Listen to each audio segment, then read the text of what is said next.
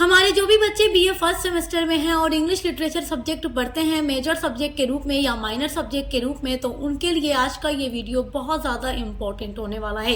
देखिए, आप चाहे किसी भी यूनिवर्सिटी से पढ़ाई कर रहे हैं, हर यूनिवर्सिटी का जो एग्जाम है 2026 वर्ष का या 27 वो स्टार्ट होने वाला है और आज का ये वीडियो आपके लिए बहुत इंपॉर्टेंट है। देखो, आपके यूनिवर्सिटी में जो सेक्शन सी होता है पेपर का, वो लॉन्ग आंसर टाइप क्वेश्चन होता है और उसमें लॉन्ग क्वेश्चन दिया जाता है। तो इंग्लिश लिटरेचर में आपका जो लॉन्ग क्वेश्चन होता है वो राइटर से रिलेटेड पूछता है। और आज की वीडियो में मैं बहुत ही इंपॉर्टेंट लॉन्ग क्वेश्चन लेकर आ गई हूँ जो कई सालों से एग्जाम में पूछा जा रहा है। तो देखिए, जो क्वेश्चन बार बार रिपीट होते रहते हैं, तो हम 3-4 साल के पेपर को देखने के बाद जो क्वेश्चन ज्यादा इंपॉर्टेंट होता है वो आपको बताते हैं। तो आज की वीडियो का टॉपिक है Virginia Woolf as a feminist writer. Virginia Woolf का इससे आपके सिलेबस में है प्रोफेशन फॉर वुमेन। और आप लोग ये जानते हैं कि वर्जीनिया वुल्फ जो है फेमिनिस्ट राइटर थी। फेमिनिस्ट का मतलब होता है नारीवादी, यानी ऐसी राइटर जो औरतों के, महिलाओं के फ्रीडम की बात करती थी, महिलाओं के फाइनेंशियल फ्रीडम की, पर्सनल फ्रीडम की बात करती थी वर्जीनिया वुल्फ। तो ये क्वेश्चन लॉन्ग क्वेश्चन में पूछता है और इससे पहले हमने एक वीडियो और अपलोड की है, write a note on Charles Lamb as an autobiographical essayist, और उससे पहले एक वीडियो अपलोड की है, write a note on Joseph Addison as an essayist. तो ये सारे क्वेश्चन सेक्शन सी में पूछे जाते हैं। तो आप देख कर तैयार कीजिएगा, पूरा लॉन्ग आंसर हम आपको बताते हैं कि कैसे आपको एग्जाम में लिख करके आना है। और शॉर्ट के लिए भी सारी वीडियोस अपलोड है, महासंग्राम रिवीजन क्लासेस क्वेश्चन आंसर के साथ हर एक सब्जेक्ट की। चलिए देखते हैं एग्जाम में क्वेश्चन कैसे पूछेगा। आपका क्वेश्चन पूछेगा, write a short note on Virginia Woolf as a feminist writer. या आपसे पूछ सकता है, discuss Virginia Woolf as a feminist writer. Question कई तरीके से पूछ लेता है, लेकिन आपका आंसर यही होगा। आंसर में आप पहले हेडिंग डालेंगे Virginia Woolf as a feminist writer, यानी कि फेमिनिस्ट राइटर के रूप में वर्जीनिया वुल्फ, ये आपकी हेडिंग हो जाएगी। और सबसे पहले अपने आंसर में एग्जाम में आपको रिप्रेजेंट करना है born and death of Virginia Woolf, यानी कि इनका बॉर्न कब हुआ और इनकी डेथ कब हुई। सबसे इम्पोर्टेंट चीज तो आपको यही मेंशन करनी होगी अपने आंसर में हेडिंग डालने के बाद उसके नीचे। तो आप लिखेंगे बॉर्न January 25, 1882 लंदन इंग्लैंड, यहाँ पर उनका बॉर्न हुआ था और इनकी डेथ हुई थी March 28, 1941 में। अब आप लिखना शुरू करेंगे, Virginia Woolf was one of the most influential feminist writers of the 20th century. Virginia Woolf जो थी one of the most influential feminist writer.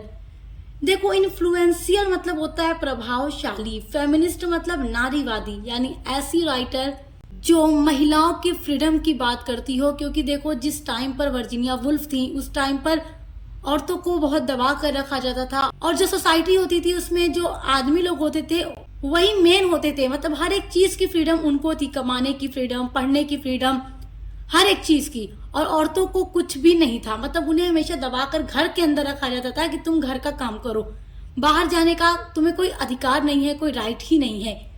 तो उस पर आवाज उठाती थी वर्जीनिया वुल्फ। तो 20th सेंचुरी के जितने भी राइटर्स थे उनमें से एक थी सबसे प्रभावशाली feminist writer Virginia Woolf. Through her essays, through मतलब होता है मतलब के माध्यम से, थ्रू हर एसेज, अपने एसेज के माध्यम से, यानी जितने भी इन्होंने एसे लिखे उनके माध्यम से, नॉवेल्स एंड स्पीचेस।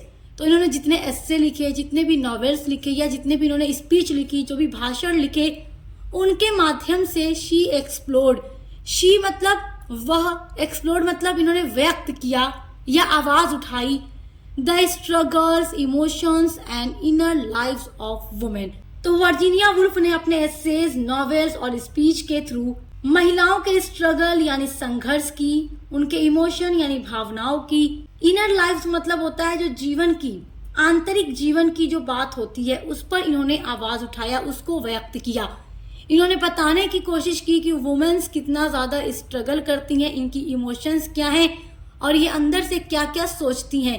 तो इसलिए इन्हें भी फ्रीडम होना चाहिए कमाने की, अपने पैरों पर खड़ा होने की, ताकि उन्हें दूसरों का सपोर्ट न लेना पड़े। उन्हें किसी चीज की जरूरत हो तो उसमें उन्हें घर के मर्दों से न कहना पड़े, मतलब वो खुद पर डिपेंड हो हर एक चीज को लेकर के। उन्हें सोचने का अधिकार होना चाहिए और जो वो सोच नहीं है उसको लिखने का अधिकार होना चाहिए। अपने पैरों पर खड़े होकर मनी कमाने का अधिकार होना चाहिए। इसकी बात करती है वर्जीनिया वुल्फ अपने एसेज, नॉवेल्स और स्पीच के through. Woolf believed that women should have the same opportunities as men in education, work and creative expression. Woolf believed यानी कि वर्जीनिया वुल्फ बिलीव करती हैं, विश्वास करती हैं दैट कि वुमेन शुड हैव, वुमेन मतलब औरतों के पास, महिलाओं के पास शुड होने चाहिए, have the same opportunities. Same opportunities का मतलब जो अवसर होते हैं एज मेन, मेन का मतलब आदमी, जो सोसाइटी के अंदर पुरुष हैं, उन्हें जो जो अपॉर्चुनिटी दी जाती है, जो जो अवसर दिए जाते हैं, सेम वही अपॉर्चुनिटी वुमेन को भी प्रोवाइड किए जाने चाहिए। इन एजुकेशन यानी एजुकेशन के फील्ड में, वर्क यानी वर्क के फील्ड में, एंड क्रिएटिव एक्सप्रेशन और जितने भी क्रिएटिव एक्सप्रेशन होते हैं, जो सारी चीजें केवल मेन को दी जाती हैं वो वुमेन को भी दी जानी चाहिए। चाहे मेन हो या वुमेन हो, दोनों बराबर हैं और सोसाइटी में दोनों को बराबर अपॉर्चुनिटी मिलनी चाहिए। ऐसा क्यों है कि मेन आगे हैं, वुमेन पीछे हैं? ऐसा नहीं होना चाहिए। ये बात कहती है वर्जीनिया वुल्फ। आप देखिए, आप लोग लिखेंगे आगे, in her famous essay a room of one's own 1929। ये वर्जीनिया वुल्फ का बहुत ही फेमस एसे है, a room of one's own. A room मतलब एक कमरा, ऑफ वंस यानी एक कमरा, ओन मतलब खुद का। ये बात वर्जीनिया वुल्फ किसके लिए कह रही है? वुमेन के लिए कह रही है, औरतों के लिए कह रही है, महिलाओं के लिए कह रही है। वर्जीनिया वुल्फ अपने इस एसे में कह रही हैं कि एक कमरा खुद का होना चाहिए, किसका? औरतों का। और ये जो एसे है 1929 में पब्लिश हुआ था, वर्जीनिया वुल्फ का बहुत ही फेमस एसे है। एसे का नाम याद रखिए, ए रूम ऑफ वंस ओन। देखिए, नाम ही उन्होंने अपने एसे का ऐसा रखा है। She argued that a women must have money and room of her own to write and create freely. तो अपने इस essay a room of one's own में, जो कि 1929 में पब्लिश हुआ था, उस एसे में वर्जीनिया वुल्फ कहती हैं कि ए वुमेन, एक महिला के पास, मस्ट हैव होना चाहिए, मनी यानी पैसा, and room of her own, एक कमरा, ऑफ हर ओन यानी खुद का। ओन मतलब होता है खुद का, अपना। तो वर्जीनिया वुल्फ अपने इस हिस्से में ये कहती हैं कि हर महिला के पास अपने खुद का पैसा होना चाहिए, अपने खुद का कमरा होना चाहिए, जिसमें वो खुद को फ्री महसूस कर सके, पर्सनल फ्रीडम उसको फील हो सके, और वो अपने पैरों पर जब काम करेगी, पढ़ लिख कर आगे बढ़ेगी, अपने पैरों पर खड़ी होगी, तो वो पैसे कमाएगी, मनी अर्न करेगी, तो उसे फाइनेंशियल फ्रीडम भी मिलेगी, जिससे वो खुद को सुकून महसूस कर पाएगी। तो वर्जीनिया वुल्फ कहती हैं कि अपना खुद का पैसा और कमरा होना चाहिए, टू राइट, लिखने के लिए, एंड क्रिएट फ्रीली। तो देखो, वर्जीनिया वुल्फ का मानना था कि जो औरतों को घर के अंदर दबा के रखा जाता है, उनसे केवल घर के काम काज कराए जाते हैं, ना पढ़ने का अधिकार है, ना पैसे कमाने का अधिकार है, न पुरुषों की तरह सोचने का अधिकार है, न घर के मामले में बोलने का अधिकार है। तो ऐसा नहीं होना चाहिए। हर एक चीज में, चाहे आदमी हो या औरत, दोनों बराबर हैं। और अगर कोई औरत कुछ लिखना चाह रही है, राइटर बनना चाह रही है, क्योंकि ये राइटर थी उस टाइम पर, ये बात कर रही है, उस टाइम की बात करें, अगर कोई औरत राइटर बनना चाह रही है तो ये बहुत ही आसान है, क्योंकि उसके लिए केवल एक पेन होना चाहिए, उसके पास पेपर होना चाहिए, जिस पर वो अपनी थॉट्स को लिख सकती है, और उसे बिल्कुल लिखने का अधिकार होना चाहिए। घर का कोई भी फर्द या कोई भी इंसान उसे रोक नहीं सकता, उसे पर्सनल फ्रीडम होनी चाहिए। This symbolise the need for both financial independence and personal freedom. तो ये जो बात वर्जीनिया वुल्फ अपने essay a room of one's own में कहती हैं कि औरत के पास खुद का पैसा और खुद का अपना कमरा होना चाहिए, लिखने के लिए, फ्री महसूस करने के लिए, तो ये चीज सिंबल है, प्रतीक है द नीड, जरूरत का, फॉर बोथ, दोनों ही चीजों का। और वो दोनों चीजें क्या हैं? पहली है फाइनेंशियल इंडिपेंडेंस, क्योंकि जब औरत के पास, वुमेन के पास खुद का पैसा होगा तो वो फाइनेंशियल इंडिपेंडेंस होगी, दूसरों पर डिपेंड नहीं रहेगी, एंड पर्सनल फ्रीडम भी उसको मिलेगी। Woolf also criticise the patriarchal society that limited women's roles and silence their voices.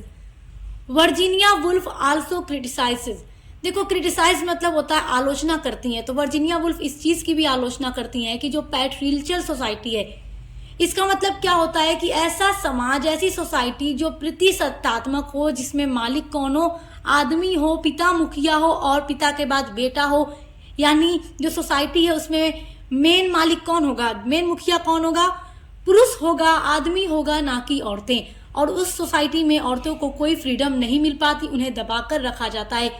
तो वर्जीनिया वुल्फ कहती हैं कि जो पैट्रियर्चल सोसाइटी होती है दैट लिमिटेड, ये लिमिट कर देती है, सीमित कर देती है वुमेन्स रोल्स, यानी जो महिलाओं के रोल्स हैं, भूमिका है, and silence their voices. Voices मतलब आवाज को, देयर उनकी, यानी औरतों की जो आवाज है उसको साइलेंट कर देती है, चुप करा देती है, दबा देती है। तो उनका कहना है कि जब तक ये पुरुष सत्तात्मक समाज होगा जहां पर आदमियों का ही बोलबाला होगा, उन्हें ही महत्व दिया जाएगा और औरतों को नहीं दिया जाएगा, तब तक महिलाएं जो हैं दबी रहेंगी और उनकी आवाज को दबा दिया जाएगा। और वो इसी के खिलाफ आवाज उठाती हैं अपने एसेस के through. Her novel such as Mrs Dalloway, to the lighthouse and Orlando portrays women's inner thoughts and their search for identity and freedom। Her novels, उनके जो नॉवेल हैं सच एज, जैसे कि मिसेस डेलोवे, तो Virginia wolf के जो अलग अलग नॉवेल हैं जैसे कि मिसेस डेलोवे हो या फिर टू द लाइट हाउस है या ऑरलैंड है, ये सब वर्जीनिया वुल्फ का बहुत ही फेमस नॉवेल है। पोर्ट्रे मतलब होता है चित्रित करती हैं या बताती हैं। तो अपने इन नॉवेल्स में वो बताती हैं वुमेन्स इनर थॉट्स, जो महिलाओं की इनर, आंतरिक, अंदर की जो थॉट्स हैं, विचार हैं, and their search for identity and freedom. तो उसमें वो औरतों के इनर थॉट्स के बारे में बताती हैं और साथ ही साथ वो कहती हैं कि जो महिलाओं की आइडेंटिटी है, पहचान है, और जो फ्रीडम है उसको भी सर्च किया गया है, खोजा गया है या दर्शाया गया है। यानी कि सोसाइटी में महिलाओं की कोई आइडेंटिटी नहीं है, कोई फ्रीडम नहीं है। तो इन चीजों पर भी वो बात करती हैं कि इनके पास भी अपना ये सारा अधिकार होना चाहिए। थ्रू हर राइटिंग, अपनी राइटिंग के थ्रू, यानी अपनी राइटिंग के माध्यम से, वर्जीनिया वुल्फ की राइटिंग का मतलब क्या है, उनके एसेज, उनके नॉवेल, जिनके थ्रू वो वुमेन की फ्रीडम की बात करती हैं। Woolf inspired generations of women to fight for equality and to express themselves. तो वर्जीनिया वुल्फ ने क्या किया है, अपने राइटिंग के थ्रू इंस्पायर्ड किया है, प्रेरित किया है जनरेशन ऑफ वुमेन्स, यानी जो विमेन की जनरेशन है, महिलाएं जो हैं, उनको वर्जीनिया वुल्फ इंस्पायर करती हुई कहती हैं फाइट करो, लड़ो फॉर इक्वालिटी, समानता के लिए, इक्वालिटी मतलब समानता के लिए, एंड टू एक्सप्रेस देमसेल्फ, और अपने आप को आगे बढ़ाने के लिए खुद को एक्सप्रेस करो, अपनी बात रखो, लिखना शुरू करो। मतलब वर्जीनिया वुल्फ अपने एसेस के माध्यम से ये कहती हैं महिलाओं से, वुमेन से, कि फाइट करना शुरू करो, जब तक लड़ोगे नहीं। देखो उनका कहना था कि ये लड़ना, वायलेंस वगैरह, ये सारी चीजें बहुत गलत हैं, महिलाओं को नहीं करनी चाहिए, लेकिन अगर अपनी फ्रीडम की बात आए तो करना पड़ता है। तो वर्जीनिया वुल्फ ये बात करती हैं अपने ऐसे प्रोफेशन फॉर वुमेन में, और आप पढ़ चुके हैं, मैं आपको पढ़ा चुकी हूँ इसी सिलेबस में, मतलब BA फर्स्ट सेमेस्टर में आप लोगों को पढ़ना है। तो ये महिलाओं से कहती हैं कि अपनी फ्रीडम के लिए लड़ो, खुद को एक्सप्रेस करो, आगे बढ़ाओ। शी रिमेन्स, वो याद रखी जाती है central figure in feminist literature. Feminist literature में यानी नारीवाद साहित्य में, यानी कि अगर बात आती है ऐसे राइटर की जो फेमिनिस्ट राइटर हो, जो महिलाओं की फ्रीडम पर लिखता हो, तो उनमें वर्जीनिया वुल्फ को जरूर याद रखा जाता है लिटरेचर में। And continues to influence feminist thought even today. और इन्होंने आज भी नारीवादी चिंतन को प्रभावित किया। मतलब आज भी अगर हम इनके एसेज, नॉवेल्स को पढ़ते हैं तो पता चलता है कि इनके जो थॉट्स हैं, इनके जो विचार हैं, आज भी फेमिनिस्ट थॉट को इन्फ्लुएंस करते हैं। Virginia Woolf used her writing to challenges gender inequality and to advocate for women's intellectual and creative freedom. Virginia Woolf ने अपनी राइटिंग के थ्रू लैंगिक असमानता जो है, जो जेंडर इनइक्वालिटी है, कि मतलब मेल फीमेल में जो इनइक्वालिटी रखी गई है सोसाइटी के अंदर, उसके खिलाफ उन्होंने आवाज उठाई है, उसको चैलेंज किया है, चुनौती दी है। और इन्होंने वकालत भी की है महिलाओं की बौद्धिक और रचनात्मक स्वतंत्रता की, कि महिलाओं को भी फ्रीडम होनी चाहिए हर एक चीज की, चाहे इंटेलेक्चुअल हो या क्रिएटिव फ्रीडम होनी चाहिए। इसकी उन्होंने वकालत भी की है अपनी राइटिंग के थ्रू। तो बहुत इंपॉर्टेंट है आपका ये क्वेश्चन, आप इसको बहुत अच्छे से तैयार करिएगा, बहुत बहुत इंपॉर्टेंट है। आप अगर आगे इसी तरीके से लिटरेचर से पढ़ते रहेंगे, मास्टर करेंगे या PhD करेंगे, तो भी वर्जीनिया वुल्फ के बारे में ये सारी चीजें याद रखनी आपके लिए बहुत इंपॉर्टेंट है।